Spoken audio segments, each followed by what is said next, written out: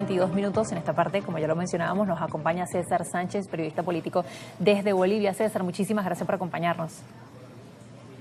No, muchísimas gracias a ti, muchísimas gracias por la invitación y aquí para lo que guste. César, ya el viernes hablábamos sobre la posibilidad de que estas elecciones nos dieran una sorpresa. Efectivamente, así lo fue. Hemos visto cómo ha quedado incluso en primer lugar, ni siquiera en segundo lugar, Rodrigo Paz, y además toda la importancia que tiene, por supuesto, su perfil político, pero además, ¿por qué ha calado tanto esta propuesta además que ha tenido? Que quizás podría ser muy conveniente para distintas partes, por supuesto, teniendo en cuenta todo el liderazgo que tuvo durante los últimos 20 años el MAS. Sí, bueno, el viernes hablábamos de que en estas elecciones iba a haber una gran sorpresa referida a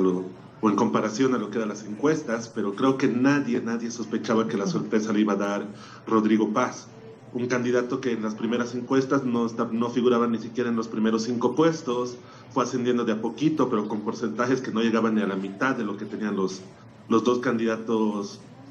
preferidos, si vale el término, en las encuestas, que eran Samuel Doria Medina y Jorge Tuto Quiroga. Ambos rondaban el 20%, Paz no pasaba de un 10% en las encuestas previas, y nos dio la gran sorpresa ayer de ser no solo que uno de los dos candidatos que va a la segunda vuelta, sino que va como el ganador de estas elecciones con más del 30%. Creo que no estaba en el perfil de nadie que Rodrigo Paz logre semejante porcentaje, pero creo que hay muchos factores que explican ese ascenso tan abrupto que tuvo comparado en las encuestas a lo que fue las elecciones generales. Creo que una de las principales causas fue su campaña política. Él no invirtió mucho dinero, no invirtió casi nada de dinero en lo que es publicidad, ni en redes sociales, ni en los medios tradicionales como es televisión, prensa escrita o radio. Él se dedicó a una campaña más de tú a tú con la gente, fue a visitar las provincias, fue a hablar con la gente en las provincias más alejadas, y creo que eso le terminó sumando muchos votos. De ese voto oculto que yo hablaba el viernes, que yo creí que se iba a ir a un candidato de izquierda, se terminó yendo a un Rodrigo Paz, porque él tuvo la capacidad de acercarse a la gente, y también el perfil de su vicepresidente, un ex capitán de la policía que fue dado de baja tras denunciar hechos de corrupción. Creo que esos dos factores explican un poquito lo que logró Rodrigo Paz en esta campaña, y también en los debates presidenciales. Él ha asistido a muchos de los debates presidenciales, tanto televisivos como los organizados por el Tribunal Supremo Electoral, y principalmente fue en este último espacio, en los dos debates del Tribunal Supremo Electoral, donde sacó a relucir un poco de esa casta política que él tiene. Fue uno de los más destacados, dio opciones de su plan de gobierno, más o menos lo que tiene en mente hacer para paliar esta crisis, pero sin prometer cosas tan exuberantes como, por ejemplo, el arreglar toda la situación económica en 100 días, que era lo que proponía Samuel Doria Medina, o traer gasolina. Tuvo con propuestas mucho más al alcance de la realidad, y creo que eso también terminó llamando a la gente que, ante el desencanto de la izquierda tradicional que ha dominado los últimos 20 años aquí en Bolivia, y ante el desencanto de la derecha tradicional con imágenes como la de Samuel Doria Medina, ha decantado su voto por una figura nueva, un candidato joven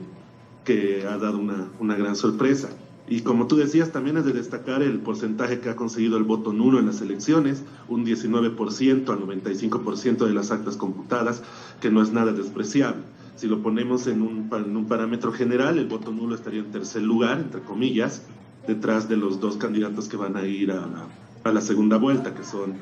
Rodrigo Paz y Jorge Tuto Quiroga. No sé si todo el 19% lo podemos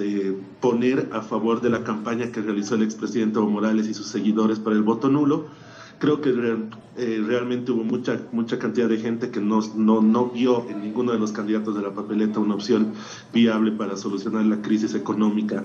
que vive el país. Y obviamente el evismo ayudó muchísimo en ayudar ese porcentaje, pero no creo que en la campaña del expresidente Evo Morales haya conseguido ese 19%. Yo atribuiría un poquito menos, pero sí es un dato también a tomar en cuenta. Ahora, cualquiera de estos dos candidatos que por supuesto logren llegar a la presidencia en Bolivia van a heredar pues una crisis económica que hemos revisado durante las últimas jornadas, por supuesto, pero que además llama mucho la atención en cómo va a recibir los bolivianos las distintas medidas que se tomen, hasta qué punto va a llegar la tolerancia y luna de miel, entendiendo que, por ejemplo, algunos analistas coincidían durante esta última semana que no va a dar tanto tiempo para solucionar las cosas, que incluso podría tomarse todo un mandato. Sí, bueno, como te decía el viernes, el candidato que gane ahora en la segunda vuelta del próximo 19 de octubre va a recibir un país con una crisis económica, creo que de las peores que hemos vivido, una escasez de dólar, no hay dólares en Bolivia, no hay divisas, la escasez de divisas impide la importación de combustibles, no tenemos combustibles, no hay gasolina, sobre todo no hay diésel, hay filas de automóviles para cargar en todos los surtidores que a veces se alargan hasta más de 4 cuadras. Los choferes tienen que hacer filas de más de 4 horas, a veces de más de 6, para poder cargar. Y el presidente Luis Arce lo dijo, la escasez de divisas generada por un bloqueo legislativo que no aprueba los créditos internacionales imposibilita garantizar la importación de combustible. Y el gobierno que entre se va a tener que enfrentar a esta realidad. Entonces, el plan de gobierno que tenga el candidato que gane, yo creo que va a tener que tomar un poco de medidas de shock, medidas de corto plazo para solucionar esto, porque la paciencia de la gente ya se ha agotado, no es que se está agotando, la paciencia ya se agotó. Las críticas al gobierno han crecido muchísimo desde que hubo esta escasez de divisas y sobre todo la escasez de combustible. Esto ha generado también que el respaldo que tiene el presidente Luis Arce pues baje en todo sentido, y las medidas que toma el gobierno van a tener que ir a contramano con lo que son las organizaciones sociales.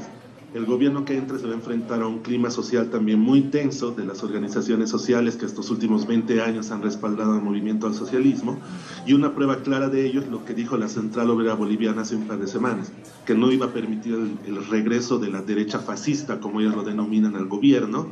y que ya estaba empezando a llamar a movilizaciones, a reuniones para definir medidas de presión para impedir ese regreso de la derecha a lo que es el gobierno boliviano. El gobierno que entre se va a tener que enfrentar a eso también, es decir, va a tener que tomar medidas de shock para paliar esta crisis económica, esta escasez de combustibles, esta inflación de productos de la canasta familiar que va creciendo cada vez más, y al mismo tiempo enfrentarse a las organizaciones sociales, sobre todo a las aliadas a la izquierda, aliadas al movimiento al socialismo, al propio expresidente Evo Morales, para no generar un clima de convulsión social en contra de esas medidas. Entonces, realmente el gobierno que ingrese tiene un reto muy grande, tanto económico como social, que seguramente tanto Rodrigo Paz como Jorge Tuto Quiroga están muy conscientes de ello.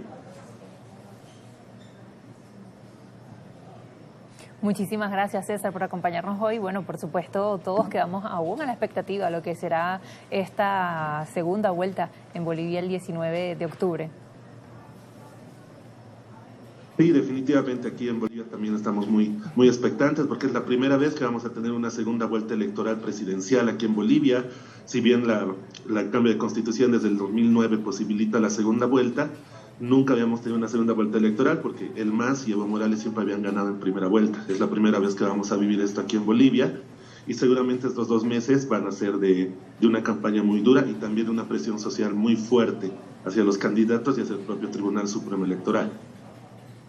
Muchísimas gracias, César, por acompañarnos. Periodista político, nos acompañó desde Bolivia César Sánchez, y así es, inédito lo que está sucediendo, un giro a diferencia de lo que sucedió durante los últimos 20 años. Nos quedamos interactuando a través de @internacionales_GB. Ya regresamos con más.